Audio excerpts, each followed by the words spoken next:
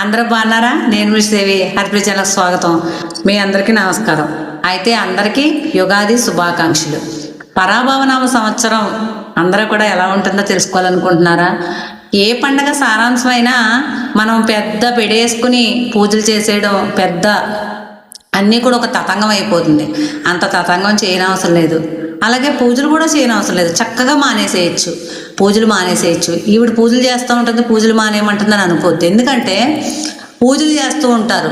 పూజ అంటే దేవుడి దగ్గర అన్నీ పెట్టి గంధాలతోటి పుష్పాలతోటి అన్ని రకాల వస్తుజాలం పెట్టడమే పూజ అని అనుకోవద్దు.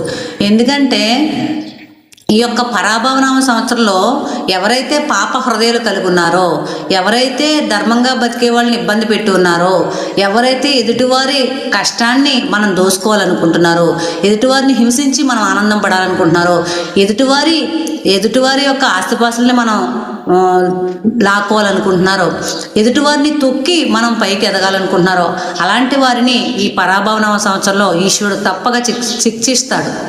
తప్పక వాళ్ళకి శిక్ష పడుతుంది. ఎందుకంటే పూజ భావన, యద్భావం తద్భవతి. భావనలో భగవంతుడు లేనప్పుడు మనం ఎన్ని పూజలు చేసినా వృధాయే అవుతుంది. అలాగే భగవానుణ్ణి మనం తోటి జీవుల్లో కానీ తోటి జీవరాశుల్లో కానీ మనం చూడనప్పుడు ఏం చేసినా అదంతా కూడా వ్యర్థమవుతుంది. ఎలా అయితే బూడిదలో పోసిన పన్నీరు అంటారు, అలాగా అంతా కూడా ధన నష్టం, కాల నష్టం. ఎందుకు మనకు అలాగా?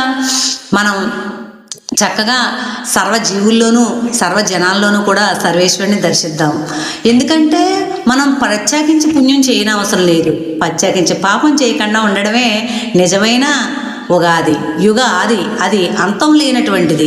అది మొదలెట్టినప్పుడు సృష్టి చేసినప్పుడు ఉంది, ప్రస్తుతం ఉంది, ఇక పైన కూడా ఉంటుంది. దాని రక్షకుడు పరమేశ్వరుడు, దాన్ని పోషించేవాడు నారాయణుడు, దాన్ని పాలన చేసేవాడు నారాయణుడు, దాన్ని వాటిని పోషించేవాడు పరమేశ్వరుడు, వాటిని లయం చేసేవాడు పరమేశ్వరుడు.